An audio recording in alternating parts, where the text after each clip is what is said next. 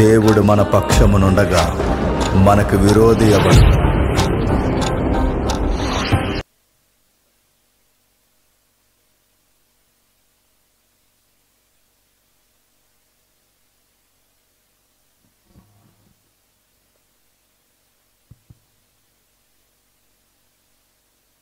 ఎంత త్వరగా బయలుదేరదాం అనుకున్నా, మీ రోడ్లు చాలా అందంగా ఉన్నాయి, అందుకే రాలేకపోయాం.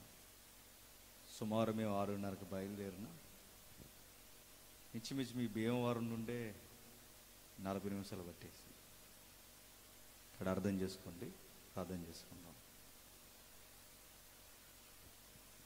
ప్రేమగల తండ్రి, కృపగల దేవ, మొదటి వర్తమానంలో మీ ప్రియులు మా సహోదరుల ద్వారా తండ్రి మీరు మాట్లాడారు. మరికొన్ని సంగతులు కూడా మీరు మాట్లాడారు. ఇంత కష్టము, ఇంత సమయము తండ్రి మేము అర్థపరచుకుంటాం. వారికి ఏ సంగతులు అయితే అవసరమో ఆ సంగతులు మేము అందించడానికి మరొక్కసారి మమ్మల్ని వాడుకోండి. మీ తోడు నీడ, మీ సహాయం లేకపోతే అది చిన్ని కార్యమైన పెద్దదైన తండ్రి మేము జరిగించలేము. దాని నుండి తండ్రి మాకు ప్రతిఫలము తండ్రి మేము ఆశించలేము. నిలబడిన నేను తండ్రి వారికి అర్థమయ్యే రీతిలో బోధించడానికి నన్ను వాడుకోండి. పురాతనమైన సంగతులు మరొక్కసారి మా కళ్ళ ఎదుటికి తీసుకురండి. వారి వారి జీవితాల్లో తండ్రి ఎటువంటి నిర్ణయాన్ని తీసుకోవాలి, వాక్యానుసారమైన భక్తి ఎట్లా ఉండాలి, కొన్ని సంగతులు గద్దిస్తారని కోరుతూ ఈ చిన్ని ప్రార్థన క్రీస్తున్నామని సమర్పిస్తున్నాం తండ్రి. ఆమేన్. కొన్ని బలమైన సంగతులు విందాం. ఎక్కువ మంది స్త్రీలు కనబడుతున్నారు. మిమ్మల్ని చూసి నేను ఇంకొకటి చెప్పాలని నిర్ణయించుకున్నాను. ఒక ఆశ్చర్యకరమైన సంగతిలోనికి మనం వెళ్తాం. మలాకీ గ్రంథం. మలాకీ గ్రంథం మొదటి అధ్యాయం. మలాకీ గ్రంథం మొదటి అధ్యాయం మొదటి వచనం. పోటీ పడొద్దు, ప్రైజుల్లో ఒకటి. ఇశ్రాయేలు మలాకీ ద్వారా పలకబడిన యెహోవా వాక్కు. యెహోవా సెలవిచ్చినది ఏమనగా, నేను మీ ఎడల ప్రేమ చూపి ఉన్నాను, అయితే మీరు ఏ విషయముందు నీవు మా ఎడల ప్రేమ చూపితివని యాశావు యాకోబునకు అన్న కాడా, అయితే నేను యాకోబుని ప్రేమించితిని, ఇది యెహోవా. ఏమని అర్థమైందా? ఏం అర్థం లేదు. కానీ జాగ్రత్తగా వినండి, మన జీవితానికి అవసరమైన సంగతులు అక్కడ గుప్తమై ఉన్నవి. సందర్భం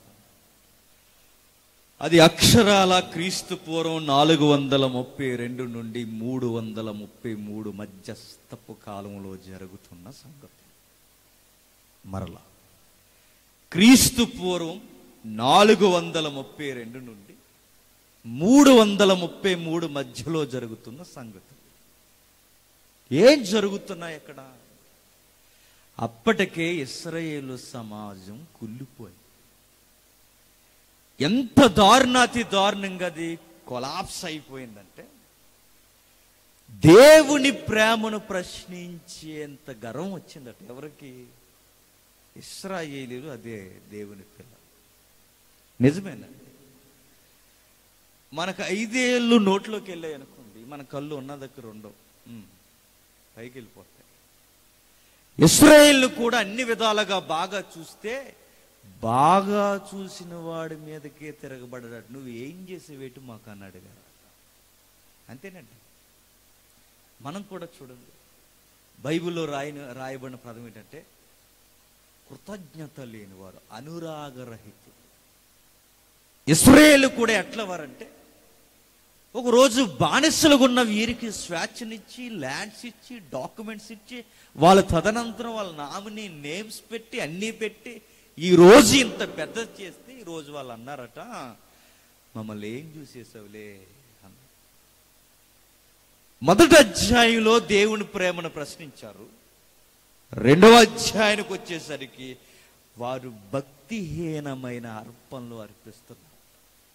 అంటే మాకు కలిసి వస్తే చాలు, అది యెహోవైనా పర్లేదు, మరొకరైనా పర్లేదు, మొత్తం మీద మాకు పని అయితే చాలు అని ఇతర దేవీ దేవతలకి దేవుళ్ళు కూడా అర్పణలు ఇస్తున్నారట. అది రెండవ అధ్యాయం. ఇక మూడవ అధ్యాయం, దేవునికి మనుషులకి మధ్యవర్తులుగా పనిచేస్తున్న యాజకులు లంచాలకు అలవాటు పడ్డారు. ఇది మూడవ అధ్యాయం. ఇక రెండులో మరొక భాగం, దేవుడు ఏర్పాటు చేసిన వివాహ వ్యవస్థను బ్రేక్ చేసి ఊరకే ఎడాకులు ఇచ్చేస్తున్నారట. తుమ్ముని ఎడాకులు ఇచ్చేస్తున్నారట, దగ్గున ఎడాకులు ఇచ్చేస్తున్నారట. ఎక్కువ మాట్లాడితే తలాం తగదీమంటున్నారు. అదే వాళ్ళ వాసలో చెప్తున్నారు. వదిలేస్తున్నారట. యవన కాలమందు భార్యలను కూడా వదిలేస్తున్నారట. ఇక చివరి అధ్యాయాన్ని ముగిస్తూ ముగిస్తూ అని అంటాడు, చివరి వచ్చిన దేవునిని ఆయాస పెట్టేశారు. బాగా గుర్తుపెట్టుకోండి, ఈరోజు అలాంటి సంగతులు ఉన్నాయా లేదా? ఉన్నాయి. ఏం తీసుకోలేదు. దేవుని ప్రేమను ప్రశ్నించేవారు ఉన్నారు. ఈ దేవునికి ప్రార్థన చేసిన తర్వాత కలిసి రాకపోతే తాయిత్తులు బేపనాల దగ్గర కూడా వెళ్ళిపోయే వాళ్ళు ఉన్నారు. లేరండి? ఈ దేవుడికి మనం సందా ఎంత బాగా వేస్తామో ఆ దేవుడి దగ్గరికి వెళితే పని అవుద్దంటే అంత బాగా కూడా ముడుగులు మనం చెల్లించుకుంటాం. దేవుని ప్రేమను ఎక్కిరిస్తాం. దేవుడికి ఇవ్వాల్సినవి దయ్యాల బల్లలకు కూడా ఇవ్వడానికి వెనక. వివాహ వ్యవస్థలో ఒకరికి ఒకరు గౌరవం లేకుండా బతుకుతాం. గట్టిగా మాట్లాడితే మీ ఇంటికి పో అని మాట్లాడు. ఇక చివరికి ఆ రోజైనా ఈ రోజైనా మనం చేసింది ఏంటంటే ఆయాస పెట్టాం. విషయం ఎప్పుడైతే ప్రజలు పాపంతో మితిమీరిపోయారో, ఎప్పుడైతే సమాజం పెట్టరేగిపోయిందో ఆ టైములో దేవుడు తన దైవజనుల్ని పంపిస్తారట. అలా వచ్చిన వాడే మలాకి. అర్థమవుతున్నాయి మాటలు? ఎప్పుడైతే సమాజం మితిమీరిపోయిందో, ఇక నీతి విలువలు పడిపోయాయో, దేవుని కొరకు ఎప్పుడైతే ఉండాల్సిన ఆధ్యాత్మిక తీవ్రత లేకుండా పోయిందో, అలాంటి టైంలో దేవుడు తన మెసెంజర్స్ని పంపిస్తాడట. అందుకే ఆయన పేరు మలాకి. మలాకి అనే పేరుకు అర్థం ఏంటంటే మెసెంజర్ అన, వర్తమానమికుడు, అంబాసిడర్, పంపబడినవాడు, మీడియేటర్, పోస్ట్ మ్యాన్. దేవుడి దగ్గర నుంచి ఒక వర్తమానం తీసుకొచ్చాడట. ఇదిగో దేవుడు మీకు ఎన్ని చేశాడు, మీరు ఎందుకు అలా తిరగబడతారు? యెహోవా ఇలా సెలవిస్తున్నాడు, మీరు చేస్తున్న పనులేంటి? ఆయన వలన అన్ని అనుభవించి ఈరోజు ఆయన మీదకే మీరు తిరగబడుతున్నారు అని ప్రజలకు చెబుతుంటే వెంటనే అన్నారట, మాకు ఏం చేసేసాడు? ప్రేమించేశాడు, ప్రేమించేశాడు, ప్రేమించేశాడు, ప్రేమించేశాడు అంటే ఏం ప్రేమించేశాడు? ఒక్కడు చూపించని అని అడిగారట. అప్పుడు దేవుడు అన్నాడు, యాకోబుకి యాసావు అన్నకాడ నేను యాకోబుని ప్రేమించాను. అడిగిందేంటి? ఈయన చెబుతున్నది. వాళ్ళు అడిగిందేంటి? నీవు మమ్మల్ని ఏం ప్రేమించావు అని అడిగారు. ఈయన చెబుతున్నదేంటి? నేను యాకోబును ప్రేమించాను కదా అన్న. ప్రశ్న, యాకోబుని ఎందుకు ప్రేమించాడో ప్రశ్న ముందస్తు కాదు, అసలు యాసావుని ఎందుకు ద్వేషించాడు అన్నది ప్రశ్న. అది గనక మనకు అర్థమైతే గుర్తుపెట్టుకోండి, మన బతుకుల్లో కూడా దేవుని ప్రేమను ఎలా అనుభవించాలో మనకి తెలుసు. ఇది ఫ్యామిలీ విషయం అండి. గ్రంథం కూర్చి చెప్పాలని నా ఉద్దేశం కాదు, కానీ మధ్యకాలంలో చాలా దిక్కుని చెప్తున్నాను ఈ అధ్యాయం. ఇది ఫ్యామిలీకి సంబంధించిన విషయాలు. ఎందుకంటే ఇద్దరు అబ్బాయిలు ఉన్నారట. ఎందుకు వీళ్ళిద్దరు కూర్చి మనకు తెలియాలి అంటే, యాకోబు యొక్క బ్యాక్ హిస్టరీ అంత బాగున్న హిస్టరీ ఏం కాదండి. బాగుంటాడండి ఆయన. అలాంటి యాకోబుని ఇశ్రాయేలుగా మార్చడం ఏంటి? బాలేదు. యాసావు కాస్తంత కుటుంబ బాధ్యత ఎరిగిన కుర్రోడు. వాళ్ళ నాన్న ఏమడిగినా తెస్తాడు బయటికి. ఆ అబ్బాయిని దేవుడు వద్దన్నాడట. ఎక్కడికి వెళ్ళని యాకోబుని ప్రేమించాడు. ఇదే మాట పెద్ద ఆయన పౌలు గారిని అడిగితే ఆయన రోమపత్రికలు అంటాడు, పిల్లలు ఇంకా పుట్టి మేలైనను కీడైనను చేయకు మునిపే పెద్దవాడు చిన్నవానికి దాసుడగనని దేవుడు ముందే చెప్పాడు కదా అని వెంటనే అంటాడు. అట్లా ఎట్లా కుదురుద్ది? ప్రేమిస్తే దేవుడు అన్నవాడు ఇద్దరిని ప్రేమించాలి కానీ ఒకరిని ప్రేమించి ఒకరిని ద్వేషించడం ఏంటి? ఇది అన్యాయం కదా అని పౌలు గారిని అడక్కమునిపోయిన అంటాడు. అట్లా అనరాదు. మీకు అర్థమవుతున్నాయి నేను చెప్పేది? మనకు అర్థమవకపోయినా కొంచెం మొహం అలా సీరియస్గా పెట్టారు. అప్పుడు నేను అలా చెప్పుకుంటూ వెళ్ళిపోతాను. మీరు క్వశ్చన్ మార్కులో పెట్టారు అనుకోండి, వీళ్ళకి ఇంకా అర్థం అవ్వలేదు ఇంకా అర్థం అవ్వలేదని నేను అలా సాగదీస్తూనే అటు టెక్నిక్ ఒకటే ఏంటి చెప్పాను, అర్థం అవ్వకపోయినా అర్థం కాకపోయినా అని పెట్టాను. నేను చెప్పుకుంటూ వెళ్ళిపోతాను. ఓకేనా? చూద్దాం ఒకసారి ఎవరు వీళ్ళ ఆరిజిన్, వీళ్ళ మూలాలు ఏంటో ఒకసారి చూద్దాం. ఆదికాండం తిరగేద్దాం ఒకసారి. 27వ అధ్యాయం. ఆదికాండం 27వ అధ్యాయం, క్షమించండి 25వ అధ్యాయం 27వ వచనం. ఆ చిన్నవారు ఎదిగినప్పుడు నేర్పరి అయి అరణ్యవాసిగా ఉండెను. యాకోబు సాధువై గుడారముల్లో నివసించుచుండెను. అక్కడ రాయబడిన వాక్యం ఒకసారి చూడండి. ఏం రాయబడుతుంది? మరలా చదువుతాము. ఆ చిన్నవారు ఎదిగినప్పుడు యాసావు యాటాడుటయందు నేర్పరి అయి అరణ్యవాసిగా ఉండెను. యాకోబు సాధువై గుడారములలో నివసించుచుండెను. ఆ ఇద్దరు పిల్లల యొక్క మూలాలు ఏంటో అక్కడ బైబిల్లో రాస్తున్నాడు చూడండి. ఆ చిన్నవారు ఎదిగినప్పుడు వాళ్ళకు కొన్ని టేస్ట్లు ఉన్నాయట, వాళ్ళకి డిజైర్ ఉందట. వాళ్ళ టేస్ట్ ఏంటో వాళ్ళ డిజైర్ ఏంటో చెప్తున్నాడు చూడండి. చిన్నవారు ఇద్దరు ఎదిగినప్పుడు పెద్దోడు యాటాడుటయందు నేర్పరి అయి అరణ్యవాసిగా ఉండెను. పెద్దోడు ఏంటట? యాటాడుటయందు నేర్పరి. యాటాడుటయందు నేర్పరి. ఒక్క మీకు పదం చెప్పాలి అంటే బెస్ట్ సూటర్ ఎవరు చెప్పండి? యాసం. ఆయన గురి పెట్టాడు అనుకోండి, చెప్పండి, టార్గెట్ పడాల్సిందే. ఆయన కాస్తంత పనెరుగునవాడు, ఇంటికి ఉపయోగపడే అబ్బాయి.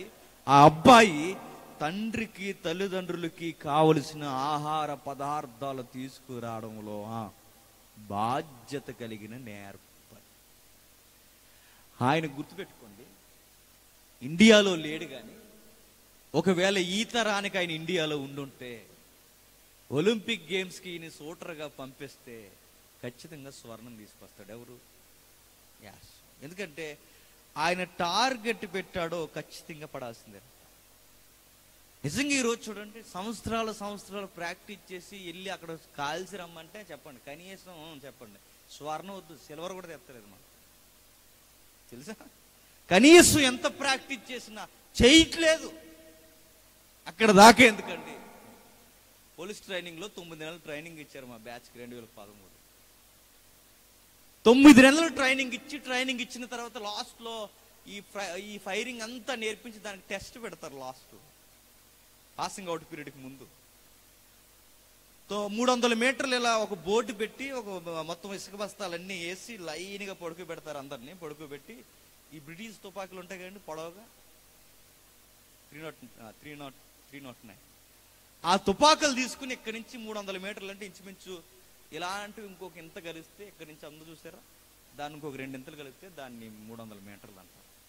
అంత దూరాన్ని ఉన్న టార్గెట్ని పెద్ద బోర్డు మధ్యలో ఒక నల్ల మచ్చ ఉంటుంది, దాన్ని కొడితే 6 బుల్లెట్లు అయితే 5 బుల్లెట్లు అయితే కొడితే మేము పాస్ అవుతాం అని 9 నెలలు ట్రైనింగ్ ఇచ్చారు. మొత్తం ట్రైనింగ్ ఇచ్చి అందరినీ జాగ్రత్తగా చేయండి అబ్బాయిలు, మీరు పాస్ అవుతారని చెప్తే పనులు అందరూ ఏం చేశారు తెలుసా? ఎవడ బోర్డులో ఎవడ కొట్టకుండా పక్కోడి బోర్డులో కొట్టుబడారు. ఒకడు ఏకంగా బోర్డు కట్టిన కర్ర ఉంటుంది చూసారా, ఆ కర్రను కాల్చి పడేశాడు. 9 నెలలు ట్రైనింగ్ చేసిన వాళ్ళే ఇలా పక్కోడు బోర్డులో కాల్చేస్తే, నేర్పరి అన్న పదం చిన్న పదం ఏమీ కాదు. కుదురింగా బోర్డు ఎట్టి, కుదురింగా ప్రశాంతంగా బ్రీతింగ్ తీసుకుని, పొజిషన్ చక్కగా షోల్డర్ అనుకుని, నైస్గా ఏం కంగారు లేకుండా కాల్చండి అని టైం ఇస్తేనే పక్కోడు బోర్డులో కాల్చేసాం. నేను అడుగుతున్నాను, ఒక పరిగెట్టే జింకను పరిగెడుతూ పడగొట్టాలి అంటే అతను ఎంత నెంబర్ 1 షూటర్ అవ్వాలి చెప్పండి. మీకు అర్థమవుతుందా? ఒక పరిగెడుతున్న ఒక జింకను పడగొట్టాలి అంటే అది చిన్నవారం కాదు. అరణ్యంలోకి వెళ్ళి అనుకున్న మాంసం తేవాలి అంటే టైంకి అలా తెచ్చేస్తాడట, అంతే. అంత నెంబర్ 1 బలశాలి ఎవరు? యాష. పెద్దోడు కాస్తంత పనికొచ్చే పనులే చేస్తున్నాడట. యాసావు యాటాడుటి యందు నేర్పరి అయి అరణ్యవాసిగా ఉండును. చిన్నోడు ఉన్నాడట, సాధువై గుడారములలో నివసించు. పెద్దోడికి పనొచ్చు, చిన్నోడికి ఏ పని రా. గుడారము అన్న పదానికి అర్థం ఏంటి? గృహం. ఆ రోజులు వాళ్ళ ఇల్లులు ఏంటి? గుడారం. ఈ అబ్బాయి ఎక్కడికి వెళ్ళడట, ఇంట్లోనే ఉంటాడట. సాధు అంటే కామ్ గోయింగ్, సైలెంట్గా, ఎవరితో మాట్లాడట. అలాగ అమ్మ చుట్టూ తిరుగుతాడు. ఉంటారు ఈ బ్యాచ్ అక్కడక్కడ చూడ. స్కూల్ లేదు కానీ స్కూల్కి వెళ్ళమన్నా స్కూల్కి వెళ్ళదట. కరోనా రాపోయినా మధ్యకాలంలో కరోనా వీడియోస్ వచ్చిన స్కూల్ తెరిచిన తర్వాత టీచర్ అడుగుతుంది, ఎందుకన్నా మంచిదా, నువ్వు ఏ క్లాస్ రా అని అడిగింది. మర్చిపోయాను మేడం అంటున్నాడు. అన్ని సెలవులు వచ్చినాయి కదండి. ఈరోజు చూడండి, వంకతో ఈరోజు మానుకున్న ఏ వంకలు లేకపోయినా వెళ్ళట అబ్బాయి. ఆ అబ్బాయి ఎక్కడికి వెళ్ళడు. మరి ఎందుకు వెళ్ళరు అంటే అలా నిలబడతాడండి, అంతే. నోటంట మాట రాదు, ఉలుకు ఉండదు, పలుకు ఉండదు. ఆయన తిట్టిన వాళ్ళు అలిసిపోయి నువ్వు వెళ్ళవలేరా అనుకుంటారు. అంత కామ్. సాధు అంటే చెప్పండి, పెద్దగా ఆవేశపడ్డు, యాక్టివ్గా ఉంటాడు, సన్నేరసంగా కాముగా అలా ఇంట్లో ఉంటాడు. అవునా? అలా ఇంట్లో ఉన్న అబ్బాయిని దేవుడు ప్రేమించాడు. ఇప్పుడు ప్రశ్న, పెద్దోడేమో అన్ని విధాలుగా పనికొచ్చేవాళ్ళ ఉన్నాడు, చిన్నోడేమో చెప్పండి ఏ విధముగా ఎవరికి పనికొచ్చే పనోళ్ళలాగా లేదు. మరి ఏం చేస్తాడు పెద్దోడు? బయటికి వెళ్ళి ఆ పని ఈ పని, నాన్నకు కావాల్సిన అమ్మకు కావాల్సిన తెమ్మంటే చక్కగా తీసుకొస్తాడట, కథ యాక్టివ్గా ఉంటాడట. చిన్నోడు మాత్రం ఇంట్లోనే ఉంటాడు. కానీ విషయం ఏంటంటే అలా తిరుగుతున్నారు, ఇలా తిరుగుతున్నారు. ఒక రోజు పెద్దోడు మాట్లాడుకుంటున్నారు. పెద్దోడు ఎవరు? యాసావు. పెద్ద ఆయన ఎవరు? ఇస్సాక్. ఎదురవుతుందా? ఇస్సాక్ గారు పెద్ద ఆయన, పెద్దోడు యాసావు. వీళ్ళిద్దరూ ప్రాపర్టీ విషయాలు, ఆస్తి విషయాలు మాట్లాడుకుంటున్నారు. ఏ విషయాలు? ఆస్తులు. ఆ రోజుల్లో ఆస్తులు ఏంటంటే వాగ్దానాలే ఆస్తులు. ఆ రోజుల్లో ఆస్తులు ఏంటంటే తన తండ్రి తదనంతరం ఎవరైతే ఇంటిలో పెద్దగా వ్యవహరిస్తారో దానినే ఆస్తి. దాన్ని బైబిల్లో వాడిన పదం ఏంటంటే జ్యేష్ఠత్వం. తండ్రి తర్వాత తండ్రి అంత జ్యేష్ఠత్వం ఇస్తున్నాడట. ఎవరికి? యాసావుకి. వీళ్ళిద్దరు మాట్లాడుకున్నారు, రేపు పెద్దోడా నీకు విషయం చెప్పాలరా, ఇక నేడో రేపు ఈ లోకాన్ని వదిలి నేను వెళ్ళిపోయే ముందు మరలా ఈ ఫ్యామిలీకి పెద్ద దిక్కుగా ఉండాలి అంటే అది నువ్వే ఉండాలి. అయితే షరతు, ఇక వెళ్ళిపోయే ముందు ఆ వాగ్దానం నీకు ఇచ్చే ముందు నాకు మంచి కర్రీ ఏమైనా ఉంటే తీసుకురా. ఆ మంచి మాంసం ఏంటంటే ఏటం. మంచిగా భోజనం చేసి లాస్ట్ డేస్లో హ్యాపీగా నేను చనిపోతాను, ఇంకా నాకు దేని మీద ఆశ లేదు, నా నెక్స్ట్ తదనంతరం నువ్వే ఉండాలి అని నిర్ణయించాడట. విషయం ఏంటంటే వెళ్ళిపోయాడు కథ. వీళ్ళిద్దరూ మాట్లాడుకుంటున్న టైంలో భర్త మాట చెప్పండి చాటుని విని ఉంటుందట. ఎవరు ఇలాటలు ఉంటారండి చాలా మంది. పక్కన ఉండి వింటుందట. వింటే వింది. ఆ విన్న మాట అట్టుకెళ్ళి ముడెట్టిందట. ఎవరికి? చిన్నోడికి. ఒకే ఫ్యామిలీలో 2 పార్టీలు ఉన్నాయా లేదా? ఒకే కుటుంబంలో 2 పార్టీలు ఉంటే ఫ్యామిలీ ఏమవుద్ది? నాశనం అయిపోయింది. మీరు నవ్వడం కాదు, నేను మళ్ళీ చెప్తున్నాను. అమ్మ సైడ్ ఒకరు, నాన్న సైడ్ ఒకరు, అమ్మ మాట వేరు, నాన్న మాట వేరు, ఎవరి నిర్ణయాలు వారు ఏరైతే నేను చెప్తున్నాను. కుటుంబం గుంట గుల్ల గుల్ల. ఇంత నిర్ణయం మీరు ఇంత వేగముగా ఎందుకు తీసుకుంటున్నారని కాస్త భర్తేగా మాట్లాడొచ్చుగా, మాట్లాడలేదు. వెంటనే వెళ్ళి ఎవరికి చెప్పిందట? రేలారా, ఇక విషయం చెప్పాలి. మీ నాన్న మీ అన్నయ్య మాట్లాడుకుంటున్నారు, మీ నాన్న మీ అన్నయ్య మాట్లాడుకుంటున్న టైం. ఎల్ఐసీలు కడుతున్నారా? నామినీ ఎవరు ఈసారి జాగ్రత్త చూసుకో. పెద్ద పాలసీ అనుకోండి, నామినీలు అయిపోతారు. నిజంగా ఎల్ఐసీ అంటే ఎల్ఐసీ కాదు, ఏదన్నా పాలసీ మీరు కట్టండి, మీ దగ్గర గలగలలాడుతున్నాయో అయిపోతారు. గుర్తు ఎందుకో చెప్పనా? ఎల్ఐసి కొరకు కోడలను చంపేసిన అత్తలు ఉన్నారు, అత్తలను చంపేసిన కోడలు ఉన్నారు. ఎల్ఐసి కొరకు కొడుకులు తండ్రులను చంపేసిన వారు ఉన్నారు, లేరు?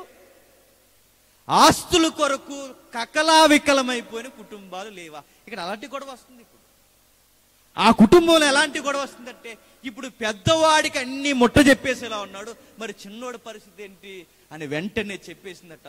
మరి ఎలా ఆలోచించిందో ముందుకు వెళ్ళే కొలది మనకు అర్థం అవుద్ది. వెళ్ళి చెప్పేసి, రారా మీ అన్నయ్య ప్లేస్లో నువ్వే, మీ అన్నయ్య వచ్చే సమయానికి మీ అన్నయ్యగా నువ్వే యాక్టింగ్ చేయి.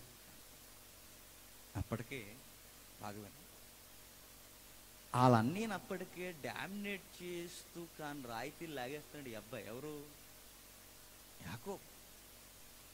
ఎంత ఆటగాడు పనోడైనా గుర్తుపెట్టుకోండి, ఆ ఆటగాడికి కొన్ని బలహీనతలు ఉన్నాయి. సేమ్ ఇస్సాకు లక్షణాలు ఉన్నాయి చూడండి. ఎవరికి? యాసావుకి. వాళ్ళ నాన్నకి మాంసం కావాలన్నాడు, కూర కావాలన్నాడు. సేమ్ పెద్దోడికి కూడా కూరే కావాలంటే తండ్రి లక్షణాలు ఎవరికి పడినట్టు కనబడుతున్నాయి? కొన్ని అన్నీ కాదు, యాసావుకు పడ్డాయి. వాళ్ళ పెద్ద ఆయన ఎవరైతే ఉన్నారో, అరే కూర తీసుకురా ఆయన ఎలా అయితే ఒక ఫుడ్కి బలహీనత అయిపోయాడో, ఈ పెద్దోడు కూడా ఫుడ్ విషయంలో చెప్పండి బలహీనుడే. కథ గుర్తుపెట్టుకోండి. పెద్దోడికి ఆటలాడడం వచ్చు, చిన్నోడికి ఏమొచ్చు? ఏం రాబోవడం ఏంటి? కూరలు వండడం వచ్చు. ఏమొచ్చు? వంటలు వచ్చు. ఓ మాట, ఈరోజు పెళ్ళిళ్ళు చేసిన తర్వాత ఆడపిల్లలకి కూరలు వండడం రాలేదనుకోండి, పెద్ద ప్రాబ్లం లేదు. ఇప్పుడు ఒకప్పుడు ఎవరైనా ఆడపిల్లలు ఉన్నప్పుడు కూరలు వండకపోతే నిన్ను అనరు, నిన్ను కన్న తల్లిదండ్రులు ఎవరైనా మమ్మల్ని తిడతారు, తల్లి ఆ పుస్తకాలు పక్కన పడేసి ఒక అరగంట వచ్చి పని నేర్చుకో అనేవారు. ఇప్పుడు అలా అంటలేదు తల్లులు. ఎందుకు చెప్పనా? ఇప్పుడు భయం లేదు. ఎందుకు చెప్పనా? గూగుల్ తల్లి, యూట్యూబ్ చెల్లి ఉంది. అక్కడికి వెళ్ళి మనం అడిగామనుకోండి, అవుటు చిక్కుడుకాయ కర్రీ అని కొట్టామనుకోండి, నీకు ఎలా వండాలో వచ్చేస్తాయి.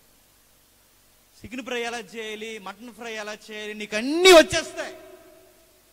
ఈరోజు మీరు ఏ వండాలనుకున్నా అలా మొబైల్ ఆన్ చేసి అలా పెట్టి, అక్కడ ఆవిడ ఏం చేస్తుందో నువ్వు ఇక్కడ అలా చేస్తే అయిపోద్ది కూర. ఈరోజు నెట్వర్క్లు ఉన్నాయి కనుక వండేస్తున్నాం. ఆ రోజు యాకోబు గారికి ఏ నెట్వర్క్ ఉందని అబ్బాయి కూరలు నేర్చుకున్నాడు. వాళ్ళ అమ్మకు బాగా వచ్చాడు. ఎవరికి? వాళ్ళ అమ్మ. ఆవిడ వంటల మాస్టర్లకే హెడ్ మాస్టర్. ఎవరు? రెబెక్కా. ఎంత బాగా ఉంటుందో చెప్పనా? 40 సంవత్సరాల కాపురం చేసిన భర్తకే ఈ కూర ఏ కూరో కన్ఫ్యూజ్ అయిపోతాడట. ఆ పదం మీకు బాగా అర్థం కావాలంటే మళ్ళీ చెప్తాను.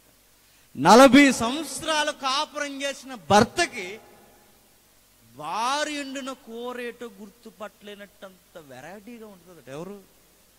రెబెక్కమ్మ. ఎట్లా చెప్పగలరు మీరంటే మీరు గుర్తుపట్టండి. కొంతమంది పెద్దోళ్ళు ఉంటారా, మీరు ఏం చెప్పా చేయకుండా వచ్చి ఏదో కర్రీ వేయండి, ఈ కర్రీ మా అమ్మ వండిందో ఉందేటి అంట. చెప్పా చేయకుండా మీరు వెళ్ళి ఇంకో కూర వేయండి, ఇది నువ్వే కదా ఉండవు అంట.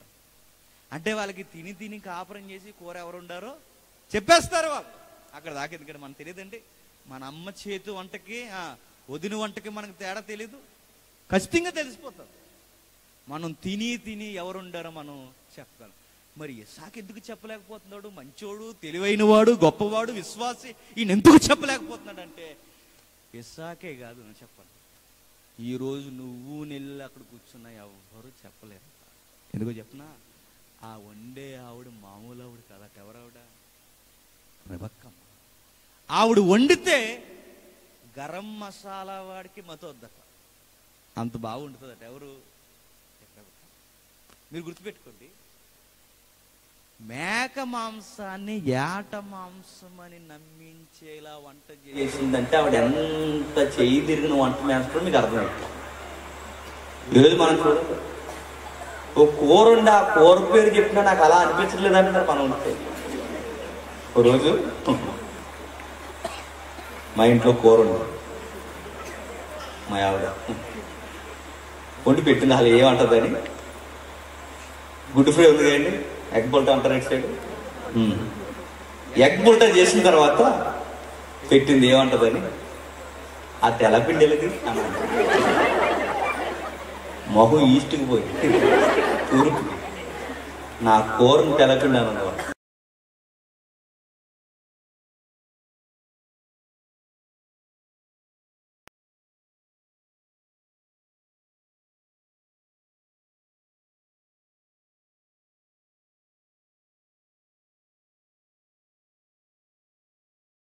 గుర్తుపెట్టుకోండి, ఆ రోజు రెబెక్కమ్మ చూడండి, ఆవిడ మనలాగా తింగరగా వండే ఆవిడ కదట. ఆవిడ వండితే అది ఏ పేరు ఎడితే ఆ పేరు లొట్టలేసుకుని తినేస్తారు, అంత బాగా ఉంటుంది. ఎంత దిట్టంటే మేక మాంసానికి ఏట మాంసానికి భర్తకు తెలియకుండా వండేసిందంటే ఆవిడ ఎంత బాగా వండుతుంది చూడండి. ఇది నేర్చుకున్నట్టు చెట్క ఎవరి దగ్గర? అలా దగ్గర. ఇంట్లో వెనకాల తిరిగి అబ్బాయి నేర్చుకున్నది ఏంటంటే వంటలు నేర్చుకున్నాడు. ఆడోళ్ళతో తిరిగిన వాళ్ళకి ఏ బుద్ధులు వస్తాయి? ఆడోళ్ళ బుద్ధులు వస్తాయి. ఇంట్లో తిరిగినోడికి ఏ బుద్ధులు వస్తాయి? ఇంట్లో బుద్ధులు వస్తాయి. అందుకే తెలుగులో సామెత ఏంటంటే, ఆడది బయటికి వెళ్ళి చెడిందట, మగోడు ఇంట్లో ఉండి చెడాడు. అంతే కదండి. ఆడది బయటికి వెళ్తే చెడిపోద్ది, మగవాడు ఇంట్లో ఉంటే బాధ్యత లేకుండా సోమరుగా చెడిపోతాడు. ఈ అబ్బాయి కూడా ఇంట్లో తిరిగి ఏమొచ్చాయంటే ఈ అబ్బాయికి వంటలను వచ్చాడు. కానీ విషయం ఏంటి చెప్తున్నా, వాళ్ళ అమ్మే హెడ్ మాస్టర్ అనుకుంటే వాళ్ళ అమ్మకే మాస్టర్లా తయారయ్యాడట. ఆవిడ మీద 4 ఆకులు ఎక్కువ చదివాడట. ఎవరు? కూరలు వండడం. ఆశ్చర్యం ఏంటి చెప్తున్నా, ఆవిడ కనీసం మేక మాంసాన్ని ఏట మాంసం అని వండింది, మా నోడు చిక్కుడిగా గరిని చికెన్ అన్నాడట. ఎంత దారుణం చూడండి. వెజ్కి నాన్ వెజ్కి కూడా తేడా లేకుండా వండుతున్నాడంటే ఎంత వంట మేస్టర్ చూసాడా? అంటే ఈ అబ్బాయికి ఏమొచ్చు? వంట చేయడం వచ్చి ఇంకేమీ రావు. ఇలాంటి వారికి కుటుంబంలో జరుగుతున్న విషయం వారు జరుగుతుంది, ప్రాపర్టీ విషయాలు జరుగుతుంది, ఆస్తులు గొడవలు జరుగుతున్నాయి. వాళ్ళ అన్నయ్య అన్నాడు, అన్నా ఈ వంట నీకు ఇవ్వాలి అంటే ఆ జ్యేష్ఠత్వాన్ని నాకు ఇచ్చాడు. అమ్మగారు కూడా వచ్చారు, నాన్న దగ్గర నుంచి కూడా ఇంకా రికార్డెడ్గా నీకు ఆస్తు హక్కులు వచ్చేయాలంటే ఇదిగోరా మీ నాన్నకి నేను వండినది ఏట మాంసం అని చెప్పి మొత్తం మీద జ్యేష్ఠత్వాన్ని కూర కోసం అమ్మేసిన విభిచారి ఎవరు చెప్పండి? అందుకే దేవుడికి నచ్చలేదు. బలహీనతల కొరకు పెద్దరికాన్ని తాకాడబెట్టేసే పెద్దలు లేరా? ఏరు చెప్పండి ఇంటి మగాళ్ళు. బలహీనతల కొరకు, కూర కొరకు, తాగుడు కొరకు, ఎంగిలి మెతుకుల కొరకు, పనికి మాలిన అలవాట్ల కొరకు పెద్దరికాన్ని, కట్టుకున్న భార్య మెడలో ఉన్న బంగారాన్ని కూడా అమ్మేసే జ్యేష్ఠులు లేరా? లేరు. వీడు కష్టపడడం చేతకాక ఈ సోమరితనం వీడికి బాగా అలవాటైపోయి ఏ పని చేసి భార్యను పోషించడం రాక అమ్మగారి దగ్గర నుంచి తెచ్చుకున్న, అమ్మింటి దగ్గర నుంచి తెచ్చుకున్న చెవిలీలు ముక్కు బుడకలు కూడా అమ్మేసే భర్తలు లేరా? ఎందుకంటే ఇలా జ్యేష్ఠత్వం తగలెట్టడానికి. నువ్వు కుటుంబాన్ని కాస్తంత పోషించలేని నీకెందుకు ఆ పెద్దరికం అడుగుతున్నా.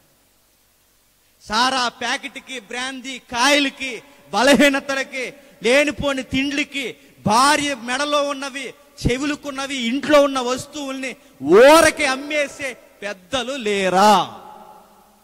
ఉన్నారు. ఇలాంటి వారి వలన కుటుంబాలు బాగుపడతాయా? జీవితంలో బాగుపడవు. నువ్వు పోతే గాని ఆ కుటుంబానికి బాగుపడడం రాదు. ఎందుకంటే నువ్వు బాధ్యత లేని పెద్దోడు. నువ్వు సారా ప్యాకెట్కి నీ వయసుని మర్చిపోయే పెద్దోడు. నువ్వు బ్రాందీ కాయలకి నీ కుటుంబం యొక్క బాధ్యతలు మర్చిపోయే దిక్కుమాలిని పెద్దరికం తెలియని పెద్దోడు నువ్వు.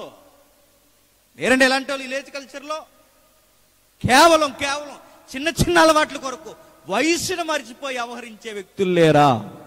ఉన్నారు. యాసావు కూడా ఎలాంటి యాసలే వేస్తున్నాడట. నీకు ఇచ్చిన జ్యేష్ఠత్వం ఏంటి? తండ్రి తర్వాత తండ్రి అంతటి వారు అని దేవుడే ఇస్తున్న వాగ్దానాన్ని కేవలం ఒక పెద్దరికాన్ని, ఒక కూర కొరకు నువ్వు అమ్మేస్తున్నావంటే నిన్నేమనుకున్నావు? అన్ఫిట్ పెద్దగా ఇంటికి. నువ్వు ఇంటిగా వేస్ట్. నువ్వు ఎవడో నేను పెద్ద నువ్వు నిలబెట్టుకోలేకపోయావు. చాలా మందికి వయసు ఉంటుంది తప్ప వయసుకు తగ్గ ప్రవర్తన ఉండదండి. ఎందుకురా నీ పెద్దరికం అనిపిస్తుంది? వయసు ఉంటుంది, భార్యలో వయసు ఉంటుంది, కొడుకులకి కూతురికి కావలసిన సమయానికి ఏమి ఇవ్వాలో బాధ్యత ఉంటుంది, వయసు ఉంటుంది. మరి ఈ వయసు అంతా ఎలా ఎలగబెట్టారో తెలియదు. ఎప్పటికీ చిన్నప్పటి నుంచి కష్టపడుతున్నాడు. ఎప్పటికీ ఆ కుటుంబానికి ఒడ్డు కూడా తీసుకురాలను. ఎందుకో చెప్పిన కేవలం వ్యసనాల వలన కుటుంబాన్ని భ్రష్టు పట్టించేసేవాళ్ళు. అలాంటి ఎవరు? అందుకే తిట్టాడు క్రొత్త నిబంధనలు కూడా, వ్యభిచారి, భ్రష్టుడు, యాసం.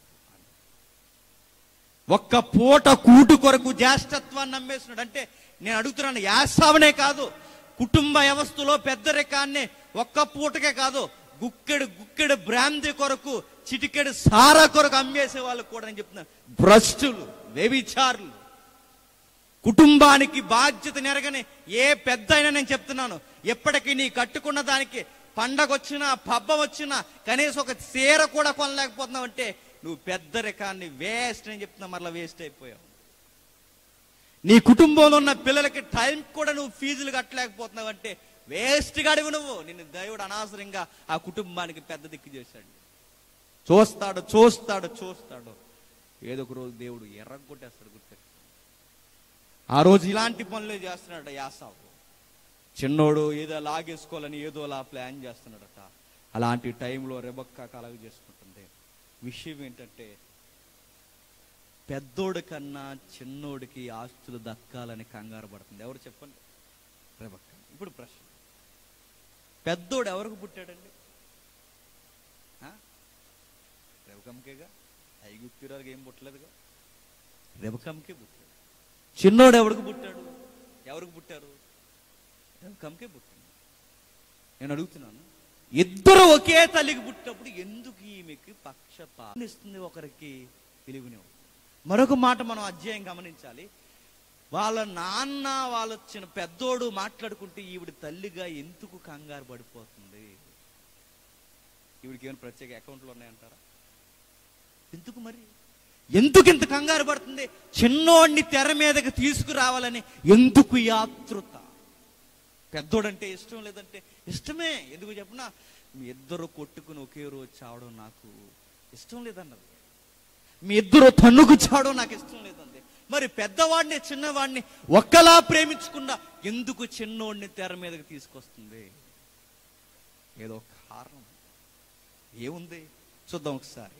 25వ అధ్యాయం, త్వరగా 25వ అధ్యాయం 22, 23 వచనాలు. ఆమె గర్భంలోని శిశువులు ఒకనితో ఒకని పెడుగులాడిరు కనుక ఇలాగైతే నీవు బ్రతుకుట ఎందుకని అనుకొని యెహోవాని అడుగ వెళ్ళెను.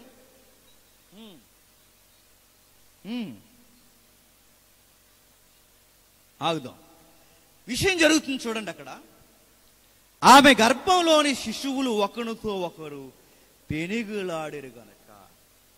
ఈ ఇద్దరు పిల్లలకినట బాక్సింగ్ ఎక్కడ స్టార్ట్ చేశారట? చాలా విచిత్రమైన పెట్టలేదు. ఇద్దరు భూమి మీద కొట్టుకోవడమే కాదు, ఏకంగా వాళ్ళ అమ్మ గర్భంలో కొట్టుకుంటున్నారట. నేను అడుగుతున్నాను, వీళ్ళిద్దరూ వాళ్ళ అమ్మ గర్భంలో ఫైటింగ్ చేస్తే వీళ్ళిద్దరూ బాగుంటారు, మధ్యలో ఎవరు చచ్చిపోతారో చెప్పండి.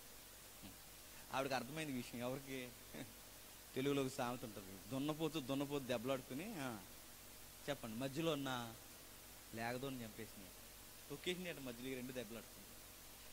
పోలికి అక్కడ వరకు ఆలోచించండి, అంత దున్నపోతులా అనకండి. అర్థమవుతున్న విషయం ఏంటంటే, వీళ్ళిద్దరూ ఆ గర్భంలో దెబ్బలాడుకుంటే ఒక బిడ్డే అడ్డం తిరిగితే ప్రమాదం, ఒక బిడ్డే సరిగ్గా టైంకి పుట్టకపోతే ప్రమాదం, ఒక బిడ్డే అనుకున్నట్టుగా రాకపోతే ప్రమాదం. అలాంటిది ఏకంగా ఇద్దరు తన్నేసుకుంటున్నారు అట్లా లోపల. దేనికి రా కొట్లాట అంటే, వాళ్ళ కొట్లాట కారణం ఏంటి చెప్పనా? దేవుడు హృదయం ఎరిగాడు. ముందు నేను వెళ్ళిపోతానంటే నేను వెళ్ళిపోతాను అంటే గర్భంలో నుంచే వీళ్ళకి పెనుగులాట ఉందట. గర్భంలో నుంచే వెళ్ళిపోవాలనుకుంటున్నారట, కొట్లాట ప్రారంభించారట. ఈ విషయం అర్థమైపోయింది. వీళ్ళిద్దరూ కొట్టుకుని చివరికి నన్ను చంపేశారు. అందుకే ఒక నిర్ణయం తీసుకుందట, వీళ్ళిద్దరూ కొట్లాట వల్ల నేను చనిపోయడం గ్యారంటీ, ఇలాగైతే బ్రతకడం ఎందుకు అనుకుని ఈ విషయం యెహోవాను అడుగ వెళ్ళాను. ఎవరిని అడగడానికి వెళ్ళిందట? యెహోవాను అడగడానికి వెళ్ళిందట. మనమైతే ఎక్కడికి వెళ్ళిపోతుంది చెప్పండి? హాస్పిటల్కి వెళ్ళిపోతుంది, స్కానింగ్ చేద్దాం, లోపల ఏదో జరుగుతుంది, ముందు మాకు ఇడి ఎట్టండి అంది అంటాం. మనం ఖచ్చితంగా అంటాం. అప్పుడు అలా అనలేదట, గుర్తుపెట్టుకోండి. ఆ రోజు వైద్యులు ఎక్కడున్నారండి, లేకపోతే వెళ్దంటే ఎందుకు లేరు? ఆ రోజు మంత్రస్థానులు ఉన్నారు. ఆ రోజు కూడా పురుడు పోసే పిహెచ్డి క్యాండిడేట్స్ కూడా ఆ రోజు కూడా ఉన్నారు. కానీ ఈ తల్లి చూడండి, అక్కడికి పోవాలనుకోలేదట. మరి ఎక్కడికి పోవాలనుకుంది తెలుసా? ఎవరి వలనైతే బిడ్డలు పుట్టబోతున్నారో ఆ బిడ్డల్ని ఇచ్చిన వాడి దగ్గరికే వెళ్ళిపోవాలనుకుందట. ఎవరి దగ్గరికి?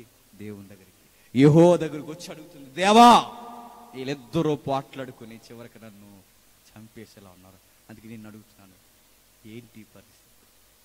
అప్పుడు దేవుడు అన్నాడు, అమ్మా కంగారు పడు, నీకు విషయం చెప్పాలి. లోన్ ఉన్న వాళ్ళు పిడుగురాళ్ళ, వాళ్ళ మామూలు వాళ్ళు కాదు. నీకు విషయం చెప్తున్నాను, భవిష్యత్తు చెప్తున్నాను, గుర్తుపెట్టుకో. 2 జనములు నీ గర్భంలో కలవు, 2 జనపదములు నీ కడుపులో నుండి ప్రత్యేకముగా వచ్చును. ఒక జనపదము కంటే ఒక జనపదం బలిష్టమయుండును, పెద్దవాడు చిన్నవానికి దాసుడగును. ఏమైందట? పెద్దవాడు చిన్నవానికి దాసుడగును. ఒక జనపదం కంటే మరొక జనపదం గొప్పదవును. చిన్నవాడే రాజు అవుతాడు, పెద్దవాడు దాసుడవుతాడు. పిల్లలు ఇంకా పుట్టి మేలైనను కీడైనను చేయక మునిపే తల్లికి వినబడిన మాట అని చెప్పిన, పెద్దోడే ఎదగాలి, ఆ పెద్దోడే దాసుడవ్వాలి, చిన్నోడే ఎదగాలి. చిన్నవాడు ఎదుగుతాడన్న సంగతి రెబక్కమ్మకు పుట్టక ముందే దేవుడు చెప్పాడు. ఇది గుర్తుండిపోయింది ఎవరికి? రెబక్క. ఎప్పుడైతే ఈ విషయం గుర్తుడేసుకుందో, గుర్తుపెట్టుకున్న విషయం, ఎప్పుడు ఈ బాధ్యతలకి చిన్నోడు వస్తాడా అని కూడా పెట్టుకుని తిరుగుతుందట. ఇలాంటి టైంలో వీళ్ళ నాన్న చేయకుండా ఈ బాధ్యతలు ఎవరికి ఇచ్చారనుకున్నాడట? ఇప్పుడు కంగారు వచ్చేసింది. ఎవరికి? ఇదేంటి ఈయన ఎలా చేస్తున్నాడు? వీళ్ళు ఇంకా పుట్టక మునిపే దేవుడు మేలైనను కీడైనను పిల్లలు జరిగించక మునిపే పెద్దవాడు చిన్నవానికి దాసుడు అవుతాడు, చిన్నోడే యాకోబు ఇస్సాకు తర్వాత యాకోబే రావాలని దేవుడే నిర్ణయించాడుగా. ఈనేటి కంగారు పడిపోయి యాసావుకి ఇచ్చా అని అనుకొని కంగారు వచ్చిందట. ఎవరికి? ఎందుకు వారణ ఉండి విన్నది, ఎందుకు ఉఠావుటని యాకోబుకి చెప్పింది, ఎందుకు ఇంత కంగారు పడుతుందంటే దేవుని చిత్తం ఒకలా ఉంది, మా ఆయన ఇష్టం మరోలా. దేవుని చిత్తానికి గండు కొట్టేలా ఉన్నాడు. ఈ విషయం అర్జెంటుగా ఎవరికి చెప్పాలనుకుంది? యాకోబుకి చిన్నోడు చెప్పాలనుకుంది. ఆవిడ చేసిన పెద్ద పొరపాటు అదే. ఆవిడ చేసిన పెద్ద పొరపాటు ఏంటి చెప్పిన, ఆవిడ చెప్పాల్సింది యాకోబుకి కాదు, భర్త అయిన ఇస్సాకు చెప్ప. అవండి ఏంటండి మీ కంగారు? ఒకరోజు ఇలా పొట్టలో దెబ్బలాడుకుంటున్నప్పుడు, గర్భంలో దెబ్బలాడుకుంటున్నప్పుడు, తన్నుకుంటున్నప్పుడు, పెనుగులాడుకుంటున్నప్పుడు నేను దేవుని దగ్గరికి వెళ్ళానని మీకు చెప్పాను కదా. ఆ రోజు నేను ప్రార్థన చేసినప్పుడు ఆ ప్రార్థనలో దేవుడు నాకు ఇట్లా చెప్పాడు కదా, చిన్నవాడు ఎదుగుతాడు పెద్దవాడు దిగుతాడని. ఆ విషయం మనకు గుర్తుండాలి కదండి. అబ్రహాము తర్వాత ఇస్సాకు అయితే ఇస్సాకు తర్వాత యాసావు కాదు యాకోబే ఉంటాడని దేవుడు చెప్పి ఆయన చిత్తాన్ని బయలుపరిస్తే మీరేంటండి కూర కొరకు పెద్దోడికి ఇచ్చేస్తానంట. ఏంటండి కంగారని ఒక్క మాట అడుగుంటే ఇన్ని గొడవలు లేకపోయినండి. ఎవరు ఆ ఇంటి వెళ్ళాలి అడగలేదు. గుర్తుపెట్టుకోండి, తల్లి ఏమో ఆత్మీయంగా వెళ్ళాలనుకుంటుంది, తండ్రి ఏమో లోక సంబంధంగా వెళ్ళాలనుకుంటుంది. తండ్రి లౌకికంగా ఆలోచిస్తున్నాడు, తల్లి ఆత్మీయంగా ఆలోచిస్తుంది. ఈ ప్రాబ్లమ్స్ ఈరోజు క్రిస్టియన్ ఫ్యామిలీస్లో ఉన్నాయా లేదా? భర్త వస్తే చర్చికి చెప్పండి భార్య రాదు, భార్య వస్తే భర్త రాదు. ఇలా ఒకరికి ఒకరు సంబంధం లేకుండా మీ జీవితాలు ఉంటే కుటుంబం ఏమవుద్ది? తలాములకలైపోదు. గుర్తెట్టుకోండి, ఒకరు ఆత్మీయంగాను ఒకరు శారీరకంగాను ఉంటే ఏమవుద్ది? పొసకతో. విశ్వాసికి అవిశ్వాసికి కుదరదు, వెలుగుకి చీకటికి పొంతన కుదరదు, గాడిదికి గుర్రానికి జోడి కుదరదు.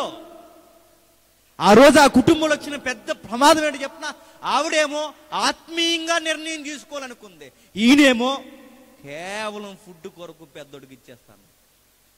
ఇలాగైపోయింది ఆ కుటుంబం. గుర్తుపెట్టుకోండి, ఈ రోజు కూడా భార్య వస్తే భర్త రారు, భర్త వస్తే భార్య రాదు, ఇద్దరు వస్తే పిల్లలు రారు. ఇలాంటి వాతావరణం ఇంట్లో ఉంటే ఏమవుద్ది? దేవుడు వాగ్దానాలు అనుభవించడానికి బదులు ఆ వాగ్దానాలే మన ఇంటికి శాపాలుగా మార్చుకుంటాం. మనకు చేత కాదు, మనసుకుండే దౌర్భాగ్యం అని చెప్పిన దేవుడు ఎక్కువ ప్రేమించిన ఆ ప్రేమను నిలబెట్టుకోవడం కూడా మన వల్ల అవ్వదు. దేవుడు ఎన్నో వరాలు మనకి ఇవ్వాలనుకున్న ఆ వరాల విషయంలో సరైన నిర్ణయాలు తీసుకోవడం కూడా మనకి రావట్లేదు. ఆ రోజు కుటుంబానికి అదే జరిగింది. ఏం జరిగింది ఆ కుటుంబానికంటే, ఆ పెద్ద ఆయన దగ్గరికి వెళ్ళి ఏంటండి మీరు చేస్తున్న ప్లాన్ అని చెబితే బాగుండు. వీళ్ళు చేసిన పెద్ద పొరపాటు ఏంటంటే, భర్త ప్లానింగ్ లో భర్త ఉన్నాడు, భార్య ప్లానింగ్ లో భార్య ఉంది. ఎవరో ప్లానింగ్స్ వాళ్ళకు ఉన్నాయి. ఈరోజు లేవండి ఫ్యామిలీస్ అలాగా. ఆవిడ ఆలోచనలు ఆవిడకుంటాయి, ఈయన ఆలోచనలు ఈయనకుంటాయి. మరీ విడ్డూరం అండి కొంతమంది. ఎంత భర్త కష్టపడుతున్నా అత్తింటి కోసం ఆలోచించరు కొంతమంది, అమ్మగారింటి కోసం ఆలోచిస్తారు. ఇలాగే ఆలోచించండి నేను చెప్తున్నాను. ఈడేమో వాళ్ళ కుటుంబం కొరకు ఆలోచిస్తాడు, నువ్వేమో మీ అమ్మ కుటుంబం కొరకు ఆలోచిస్తావు. చివరికి మీ ఇద్దరు ఆలోచనలు పసుకుపోతే ఏమో గొల్లైపోద్ది ఇల్లు అంతే. మీ ఫ్యామిలీ కొరకు మీరు గుర్తుపెట్టుకోండి. అయిపోయినా ఆ ఫ్యామిలీస్ గుర్తుపెట్టుకో. మీ అమ్మా నాన్నల సెపరేట్ ఫ్యామిలీ, అది వేరే గొడుగది. నీ గొడుగు వేరు. ఇప్పుడు నీ గొడుగు కిందకి మీ అమ్మా నాన్న లాక్కి రావాలని నువ్వు అనుకోకూడదు, నీ గొడుగు కిందకి మీ అమ్మా నాన్న లాక్కి రావాలని నువ్వు అనుకోకూడదు. లాక్కొస్తే ఏమవుతుంది? గొడుగుకి ముగ్గురే పడతారు. 100 మంది పెడతా ఉంటే ఏమవుతుంది? అది గొడుగు అవుతుంది, అది ఉండదు, కుదరదు. ఆ రోజు వాళ్ళు చేస్తున్న నిర్ణయాలు అయినా ఈరోజు మనం చేస్తున్న నిర్ణయాలు అవే. ఆ రోజైనా ఈ రోజైనా గుర్తుపెట్టుకోండి, ఆలోచించాల్సిన విషయాలు ఇద్దరు ఆలోచించకుండా ఎరిగి ఎరగని పిల్లలతో డిస్కషన్ ఏంటండి? వీళ్ళు ముందు ఆలబుట్టారు ఎలబుట్టారు చెప్పండి. పెద్దోళ్ళు ఆ చిన్నోళ్ళతో నిర్ణయాలు ఏంటి? మనం చేసే బుద్ధిహీనమైన పొరపాట్లు అవేనండి. మన వయసు మించిన వారి దగ్గర మనం వెళ్ళి సలహా అడగాలి తప్ప, మనకన్నా చిన్నోళ్ళు సలహా అడిగితే నేను చెప్తున్నాను కుప్పే, ఇంకా కుప్ప కూలిపోవడం. వెళ్ళిపోయి ఏం జరుగుతుందంటే, ఇవి చేస్తున్న పని ఆయన చేస్తున్న పని పిల్లల దగ్గర మీ డిస్కషన్ ఏంటి? పెద్దోళ్ళు మీ ఇద్దరు కూర్చుని అవును ఏం చేద్దాం, నిజమే ఒకరోజు దేవుడు ఇలా చెప్పాడుగా, వయసును బట్టి మర్చిపోయాడు. అవును పెద్దోడికి ఇవ్వడం ఏంటి, చిన్నోడికి ఇస్తానని ఆయన అండా చెప్తే. కానీ గుర్తుపెట్టుకోండి, ఈవిడ దేవుని వాగ్దానం పొందుకోవాలని ఆశ బాగానే ఉంది, దేవుని నిర్ణయాన్ని జరిగించాలని బాగానే ఉంది, దేవుని వరం చిన్నోడికి రావాలని బాగానే ఉంది. కానీ విషయం ఏంటంటే, మేలులు కావాలనుకుని అడ్డదారులు వెళ్తుంది. ఎవరు? దేవుడు మేలులు కొట్టేయడానికి అడ్డదారులు ఎతికే వాళ్ళు కూడా ఉంటారని నమ్మగలరా? నమ్మాలి. తోటపురం ఉండగా విజయవాడ దగ్గర, తోటపురంలో దొంగలట దొంగతనానికి వెళ్ళే ముందు అక్కడ పాస్టర్ గారిని ప్రార్థన చేయమని, ఈరోజు గిరాకీ బాగుండాలని ప్రార్థన చేయండి అయ్యగారు అని. మళ్ళీ వాగ్దానం కూడా చెప్పారు, 10 మంది ఇచ్చేద్దాం ఉండో అని. వెళ్ళేది పనికి మాలిన పని, ఎంచుకునే మార్గం దేవుని మార్గం.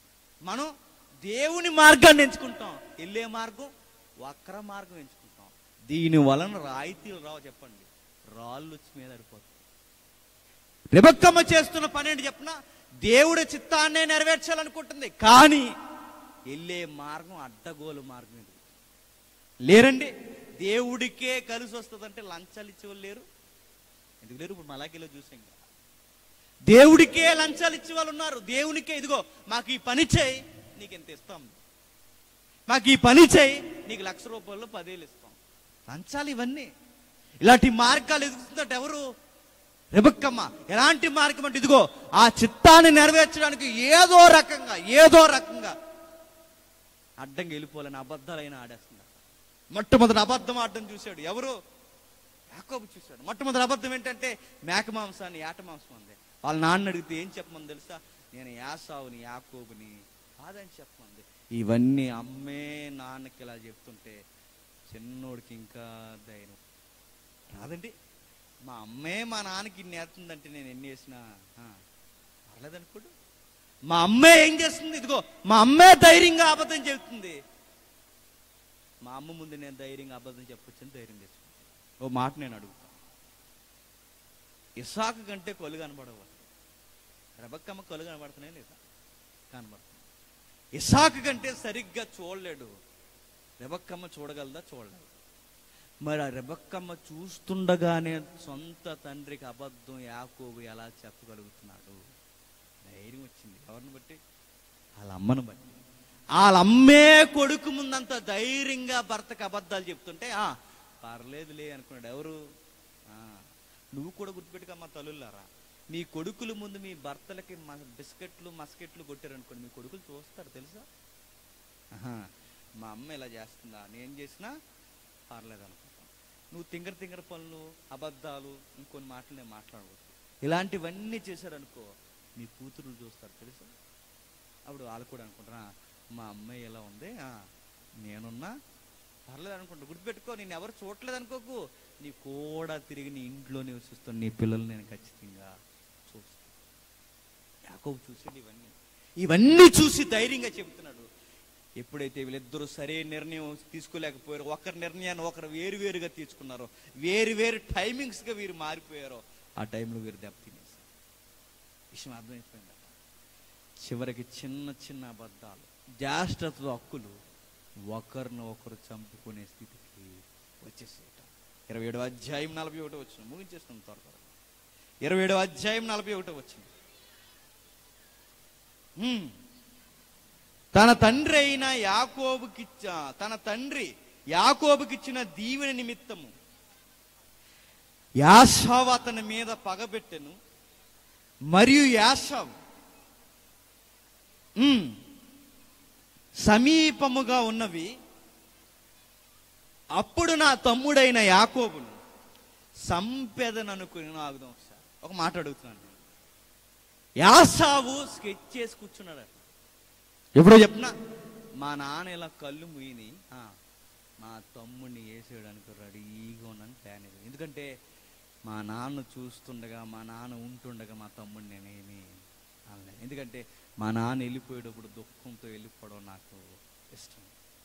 అంటే మా నాన్న సమాధి ఇంకా ఆరకమునిపే మా నాన్న ఇలాగ వెళ్ళి వెంటనే మా తమ్ముడిని లేపేయాలని స్కెచ్ చేసి కూర్చున్నాడు. నేను ఒక మాట అడుగుతున్నాను, పెద్దవారు వెళ్ళిపోయిన వెంటనే కొట్టుకు చచ్చిపోయి అన్నదమ్ములు లేరండి? వెళ్ళిపోకరొద్దండి. బతుకుండగానే పెద్దోళ్ళు చూస్తుండగానే ఒకడినొకడు కత్తిరెట్టి నరికేసుకున్న వాళ్ళు లేరు? ఉంటారు. బ్యాచ్ చూడండి అక్కడక్కడ లేరండి, ఉంటారు. తల్లిదండ్రులు ఉండగానే చంపుకున్న వాళ్ళు ఉన్నారు. తల్లిదండ్రులు వెళ్ళిపోయిన వెంటనే గజు నేల కొరకు పొడుచుకు చచ్చిపోయే తల్లిదండ్రులు పిల్లలు ఉన్నారు, ఎంతో మంది ఉన్నారు.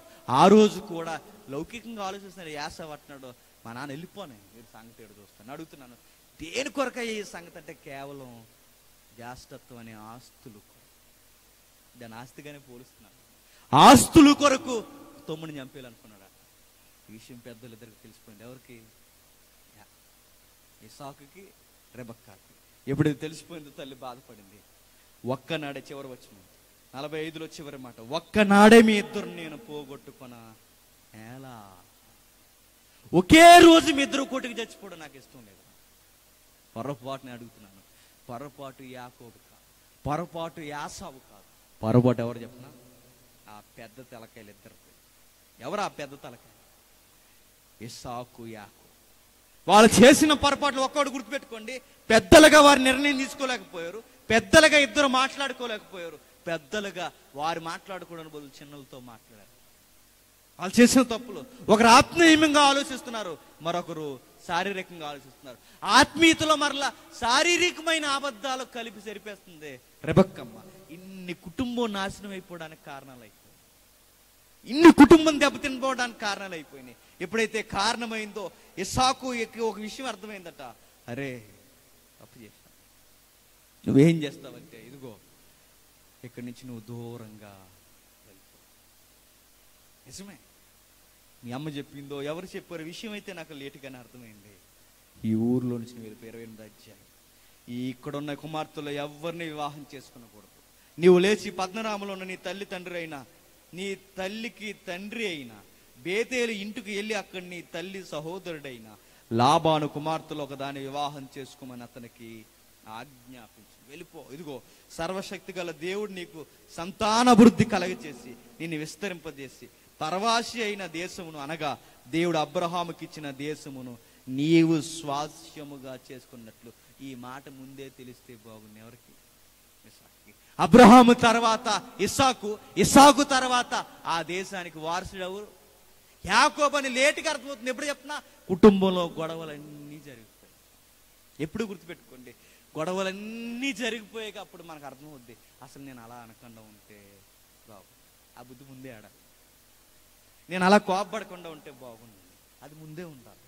అందుకే గొడవకి వెళ్ళే ముందు ఆలోచించి వెళ్ళమన్నాడు ఎవరు? సొలొమోను. గొడవకి వెళ్ళే ముందు విషయం ఏంటో తెలుసుకుని వెళ్ళమన్నాడు. చాలా మందట గొడవకి వెళ్ళే ముందు విషయం ఏంటో తెలుసుకోకుండా మధ్యలోకి వెళ్ళిపోతారు. మధ్యలోకి వెళ్ళిపోతే ఏం జరుగుతుందంటే మెత్తగొడ్డు పంపించేస్తారు. లేరండి, చాలా మంది చేసే పని ఏంటి చెప్పిన, ప్రతిదానికి తగునమ్మా అని రెడీ అయిపోతారు. మధ్యలో వచ్చిన లాగొడు కూడా నీ పని ఏంటిరా పో అంటారా. అప్పుడు అక్కడికి అర్థమవుతుంది, అవును అసలు గొడవ ఎందుకు జరుగుతుంది అని అప్పుడు అర్థమవుతుంది. గోమందోడు తినేసాక చాలా మంది. బైబిల్ చెప్తుంది, ఇదిగో విషయం ఏంటో తెలుసుకోండి, కంగారు పడకండి, కోపాలకి తాపాలకి నిర్ణయాలకి పోయి వెంటనే నిర్ణయం చేసి మీ ఇష్టం వచ్చినట్టు ఎవరిస్తే మీరు చాలా భారీ మూల్యం చెల్లించాలి. ఈ కుటుంబం చెల్లించింది. ఎంత మూల్యం అంటే పెద్దోడు ఒక దిక్కుకి, చిన్నోడు ఒక దిక్కుకి, భర్త ఒక దిక్కుకి, భార్య ఒక దిక్కుకి, చివరికి కొడుకులు కలుసుకునే టయానికి భార్య చచ్చిపోయింది. ఏం సాధించింది చెప్పండి? ఒక్క పొరపాటు నిర్ణయం కుటుంబం ముక్క చెక్కలు చేసి దిక్కులకు తన్నేసేలా చేసేసి. అయితే విషయం నాకు డౌట్ వస్తుంది,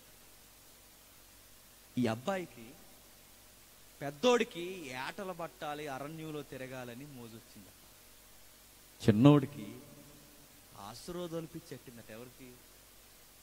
యాకోబు. నేను ప్రశ్న, అసలు ఈ అబ్బాయికి ఈ పిచ్చి ఎలా వచ్చింది? ఎవరో చెప్పుండాలి. ప్రశ్న, ఎవరు చెప్తున్నారు? ఎవరు? రెబెక్కమ్మ. రెబెక్కమ్మ ఏం చెప్పలేదు. రెబెక్కమ్మ కూరలు ఎలా ఉండని చెప్పింది. మరి ఎవరు చెప్పుండాలి?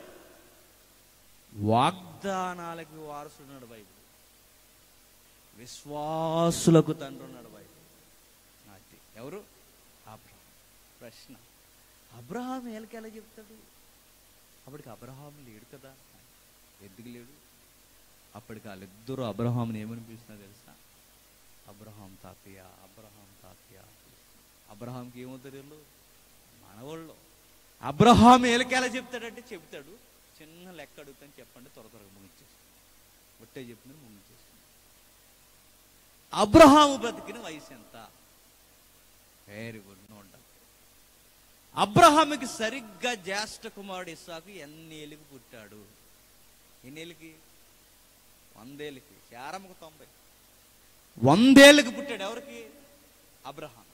అబ్రహాముకి ఇస్సాకు 100 ఏళ్ళకి పుడితే సరిగ్గా అబ్రహాముకి ఇస్సాకుకి 100 ఏళ్ళు తేడా. అప్పుడు ఇస్సాకు పుడితే గుర్తుపెట్టుకోండి, ఇస్సాకుకి సరిగ్గా 40 ఏళ్ళకి పెళ్ళయింది. ఎన్ని ఏళ్ళకి? వచ్చిన నెల తర్వాత ఇంటికి వెళ్ళినారు, చదవండి. 27, 26 అధ్యాయం చదివితే మీకు అర్థం. సరిగ్గా 40 ఏళ్ళకి పెళ్ళయిందట. ఎవరికి? ఇస్సాకుకి. ఇస్సాకుకి 40 ఏళ్ళు వస్తే అబ్రహాముకి ఎన్ని ఏళ్ళు వస్తాయి? 140. అర్థమవుతుందా? 140.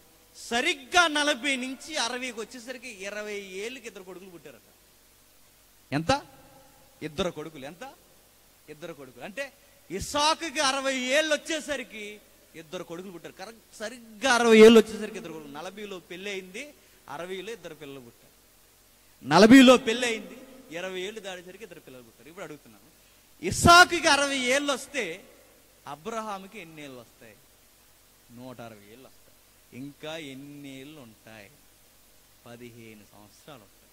15 సంవత్సరాల్లో ఈ బిడ్డలిద్దరు ఎంత పెద్దోళ్ళు అవుతారు? Intermediate second year, degree first year వయసు వచ్చేస్తుంది. ఎవరికి? యాసావుకి, యాకోబు. అంత బిడ్డలు అవ్వేంత వరకు ఎవరు కళ్ళ ముందు ఉన్నారు? అబ్రహాం ఉన్నాడు. ఖచ్చితంగా అబ్రహాము వయసు పెద్దవాడు కనుక మనవాళ్ళకి ఏం చెబుతాడు?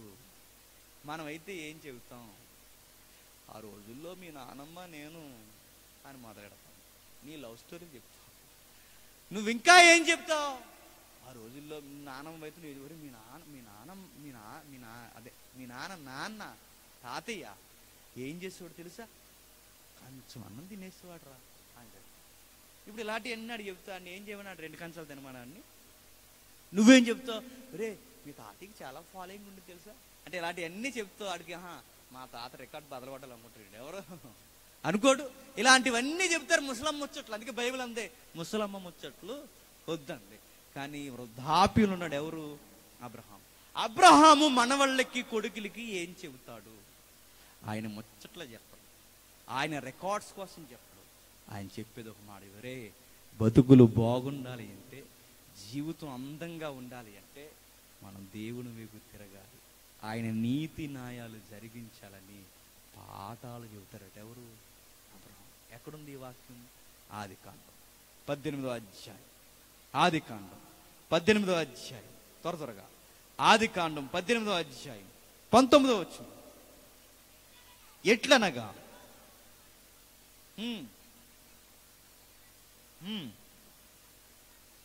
తన తర్వాత తన పిల్లలు తన ఇంటి వారును నీతి న్యాయములు జరిగించుచు యెహోవా మార్గము గైకొనుటకు అతడు వారికి ఆజ్ఞాపించినట్టు నేను అతన్ని ఎరిగి ఉన్నాను. అబ్రహాంకు ఉండే గుణం ఏంటట?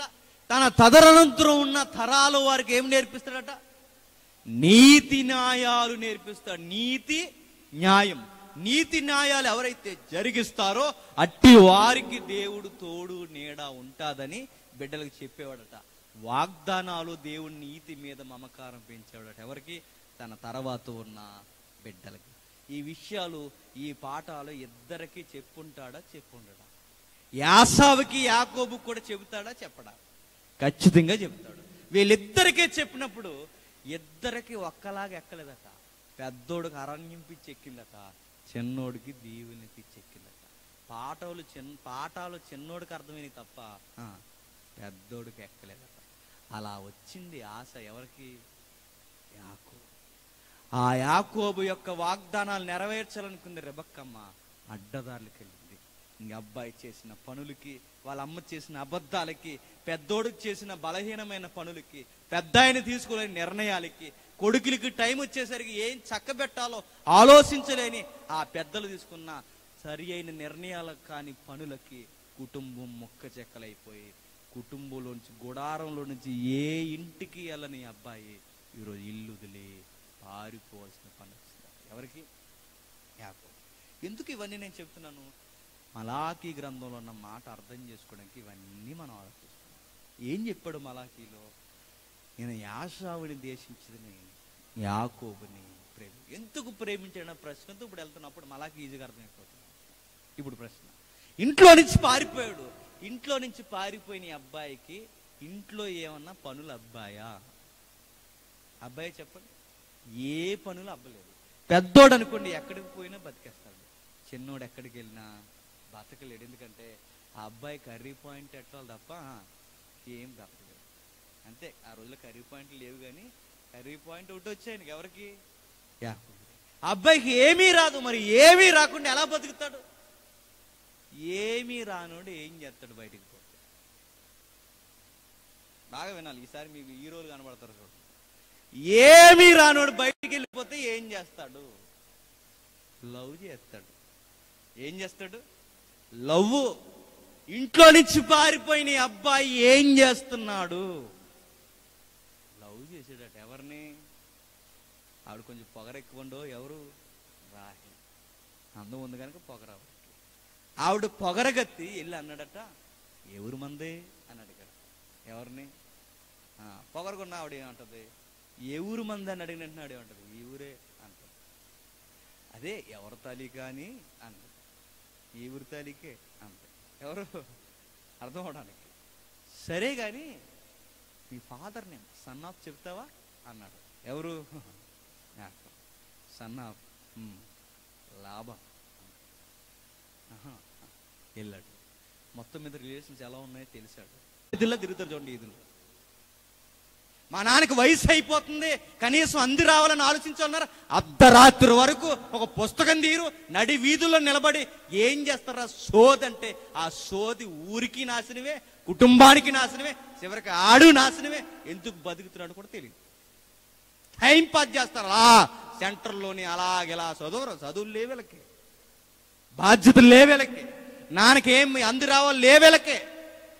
ఏ బాధ్యత లేకపోయినా లవ్ చేసాడట. ఎవరిని? వెళ్ళాడు. వెళ్ళిన తర్వాత లవ్ చేసిన అమ్మాయికి పేరు, వాళ్ళ నాన్న పేరు ఏంటో తెలుసా? లాభాను. గుర్తెట్టుకో, లాభాన్ అన్న పేరులో ఉంది. లాభం లేనిది ఏది చేయడు. లాభాన్ ఆయన పేరు. ఇలాంటి గాలోళ్ళందరికీ సరైన మాస్టరు, మా అంగారు ఎవరు చెప్పండి? లాభాను. నీకు ఏ పని లేదు, బాధ్యత లేదు. నేను అనుకుంటా అండి, ఇలాంటి బాధ్యత లేనివాడికి సరైన అప్పగా చెప్పాడు. ఎవరు? దేవుడే. తెలుసు దేవుడికి ఎవరిని సెర్చ్ చేయాలి.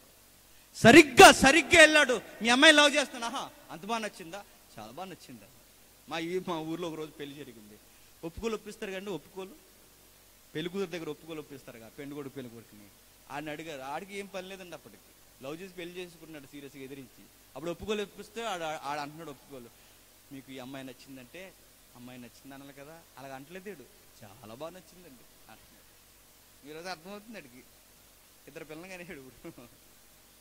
ఇలాంటి వైరాగ్యంతో మాట్లాడాడు. ఎవరు?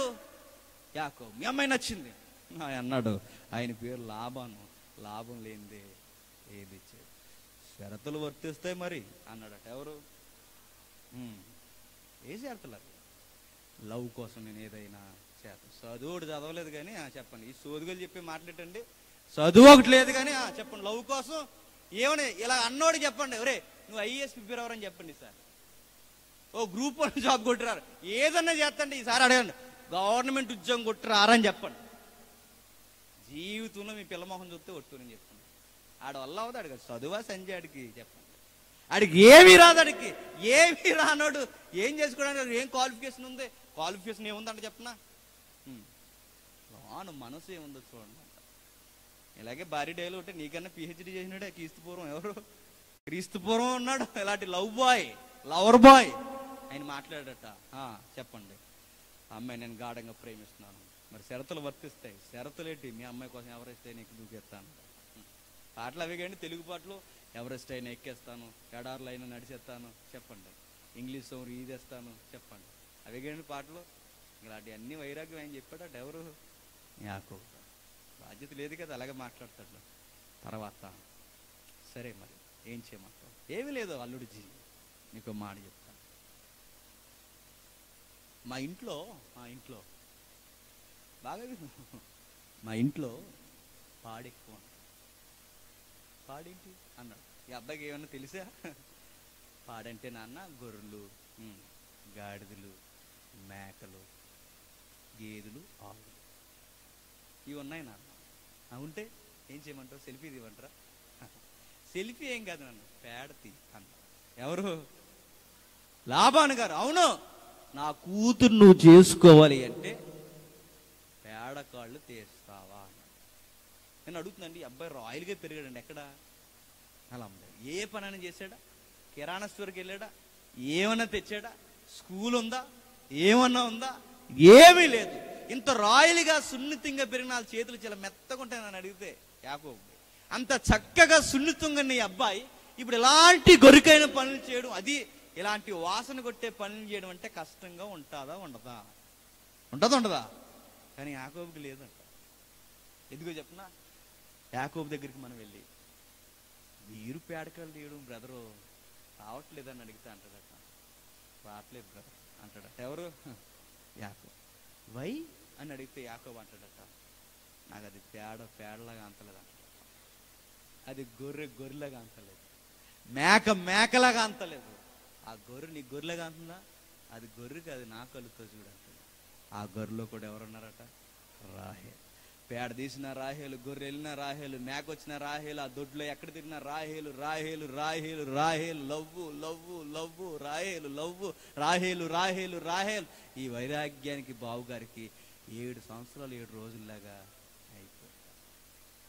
చూడండి ఏమైపోయిందంటే, వాళ్ళ మాటలు ఎలానో ఉంటాయి, వాళ్ళ కష్టం అనిపిస్తుందట, ఎండలాగా అనిపిస్తుంది. మనం అనుకుంటా ఎడ్రీ ఎండ ఎలా తిరుగుతుందంటే అడిగి ఎండ అనిపిస్తుంది, అడిగి ఎటు వర్షం ఎంత సీరియస్గా పోతున్నాడు, అడిగి వర్షం అనిపిస్తుంది అడిగి.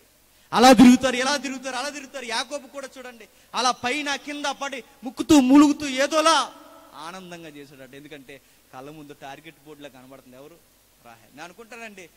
నేను అనుకుంటాను సరదాగా, జస్ట్ సరదా ఫన్నీగా, ఆ దొడ్డే ఏదైతే ఉందో పశువుల దొడ్డే నాకు తెలిసి కొంచెం పక్కగానే ఉంటుంది. పని ఇక్కడ చేస్తుంటాడు కానీ లుక్స్ మాసం అక్కడ వేస్తుంటాడు. ఎవరు చెప్పండి? ఖచ్చితంగా అలా వేస్తాను. లుక్ కంగారు ఇంకా 7 years, 1 year అయిపోయింది. వెయిట్, అక్కడి నుంచి ఎన్ని సైకిళ్ళు ఉంటాయో అన్నీ చేసి మొత్తం మీద 7 సంవత్సరాలు అవగొట్టారు.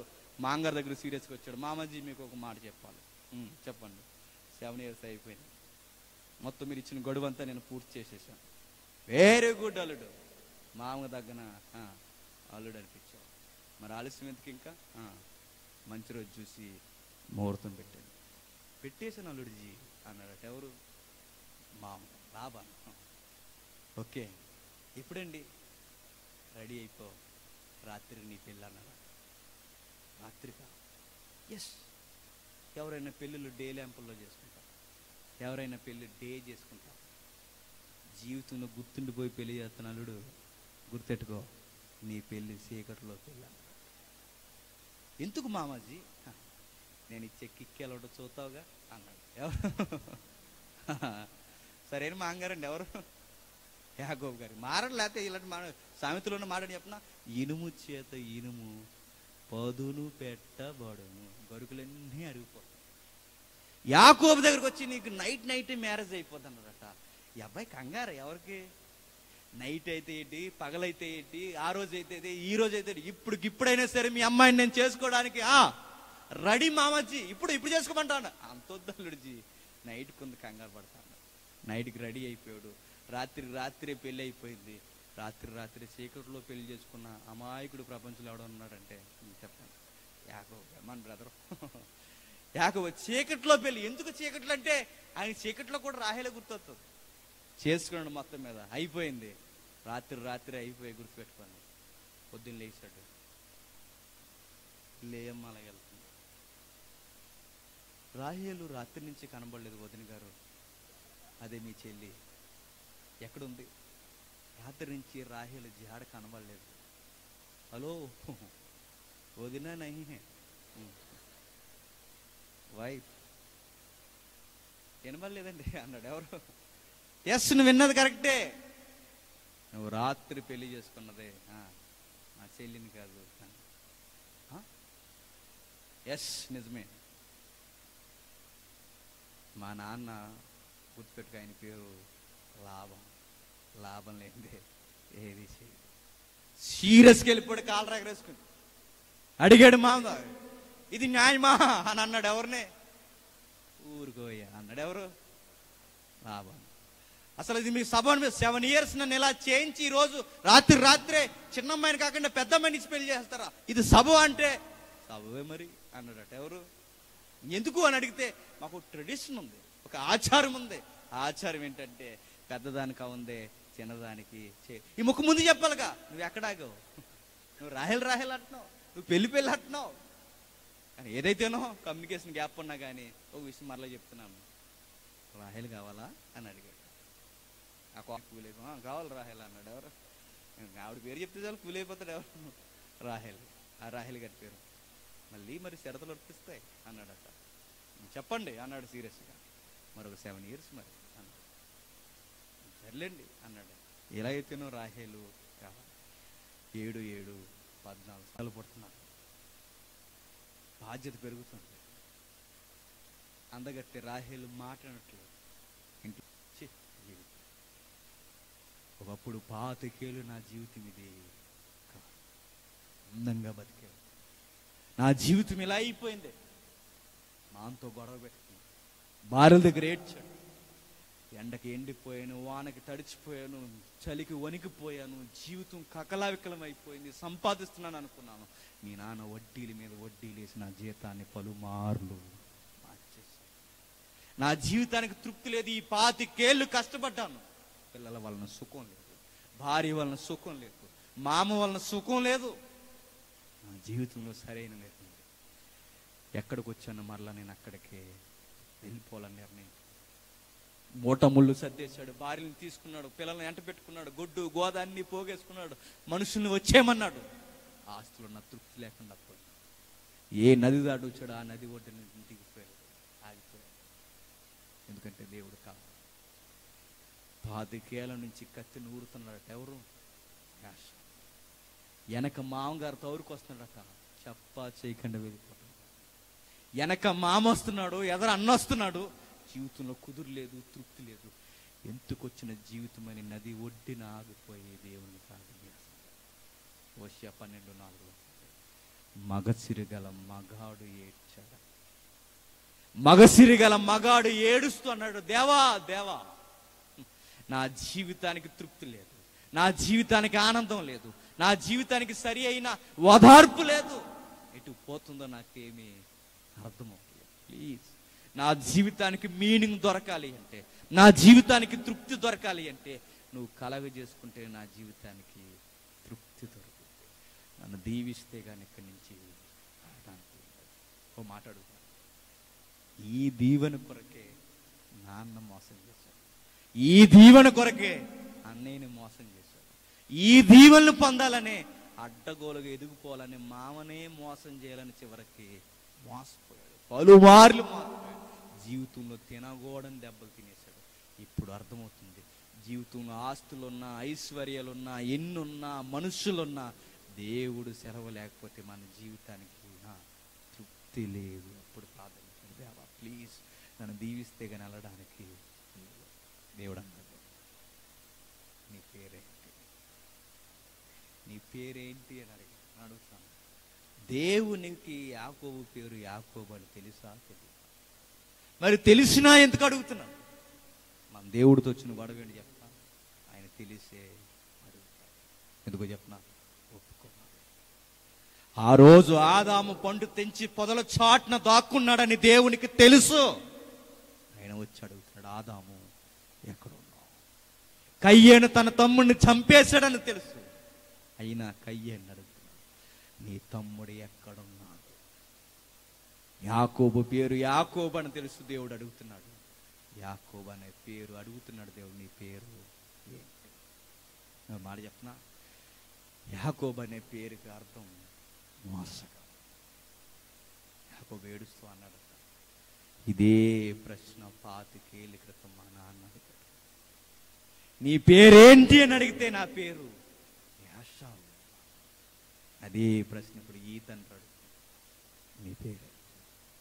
ఏడుస్తూ అన్నాడు, గోజాడుతూ అన్నాడు, కన్నీరుతో తడిచిపోయి అన్నాడు, పాదాలు పట్టుకు అన్నాడు, నా పేరు మోసగాడు.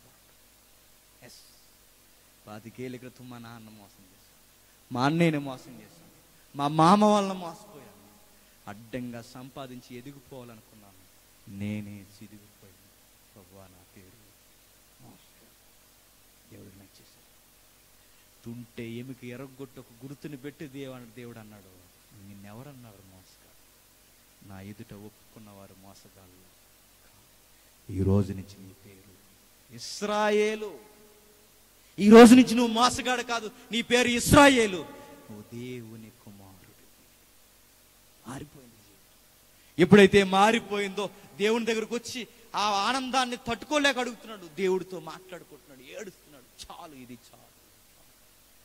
అని విషయం ఏంటి చెప్పిన, ఇలాంటి పరిస్థితి నీకు ఎదురవ్వకూడదని, ఏ బాధ్యత లేని అబ్బాయి మీద దేవుని చిత్తం ఉందనే గుర్తెరిగిన దేవుడు వాళ్ళ మామ వలన వివాహ వ్యవస్థలో కష్టాల కన్నీళ్లు రాబోతున్నాయని ముందస్తుగా ఎరిగిన దేవుడు మార్గం మధ్యలోనే దర్శనం చూపించాడు. ఏ దర్శనం చూపించాడు తెలుసా? ఒరే, జీవితం అంటే ఏటో ఎటకారంగా తీసుకుని ఇష్టం వచ్చినట్టు పరిగెడుతున్నావు. జీవితం అంటే ఎటకారంగా తీసుకుని పర్వాలేదని ఏదో ఎటకారంగా చలాకీగా పరిగెడుతున్నావు. గుర్తుపెట్టుకో, తినకూడని దెబ్బలు తింటావు. అలా ఎల్లకరా, ఇలా రా అని దర్శనం చూపించాడు. బేతల్లో కల్పించిన దర్శనం ఏంటో తెలుసా? ఆకాశానికి భూమికి మధ్యన ఒక నిచ్చెన కనిపించింది. ఆకాశానికి భూమికి మధ్యలో ఒక నిచ్చెన ఏలాడుతూ కనిపించింది. ఆ పైకి కిందికి దేవదూతలు ఎక్కుతూ దిగుతున్నారు. అదేంటో ఆ రోజే ఆలోచించుకుంటే యాకోబు జీవితంలో ఇన్ని కష్టాలు ఉండవు. ఏంటా చెప్తాడు. ఆకాశానికి భూమికి మధ్యన వేలాడుతున్నా నిచ్చెన ఒకే ఒక్కరు, యేసుక్రీస్తు. మనుషుల జీవితానికి తృప్తి దొరకాలి అంటే, మనుషుల జీవితాలకి అర్థం దొరకాలి అంటే, మనుషుల జీవితం అందంగా మారాలి అంటే మీ నిర్ణయాల కొరకు, మీ ఆశల కొరకు పరిగెత్తకండి. మీ ప్రయాస కొరకు, మీ భారం కొరకు పరిగెత్తకండి. మీ కొరకు మీరు ఏడవకండి. ప్రయాసపడి భారం మోసుకుంటున్న సమస్త జనులారా నా యొద్దకు రండి అనడానికి ఆ రోజు దేవుడు ముంగుర్తుగా యేసుక్రీస్తుని చూపించాడు. ఈ మనిషికి ఎక్కలేదు. ఎవరికి? పరిగెట్టాడు. జీవితంలో చిదిగిపోయి చివరికి తిరిగి వచ్చి ఆ యేసు ప్రభు సన్నిధిలో నిలబడి, నువ్వు నాకు కావాలా? నేను మరలా చెప్తాను. యాకోబు జీవితం చిదక్కు ముందే దర్శనం చూపించాడు. ఈరోజు మన జీవితాలు ఇంకా ఇలా ఉండగానే మనకు దేవుడు తన కుమారుని చూపించాడు. కలవరి మీద ఏలాడిది చూపించాడు. నీకు నాకు బాహాటముగా ప్రదర్శన చేశాడు. ఆయన యుద్ధకు రమ్మన్నాడు. నీ పాపాలు కొట్టేస్తా అన్నాడు. నీ పేరు మారుస్తానన్నాడు.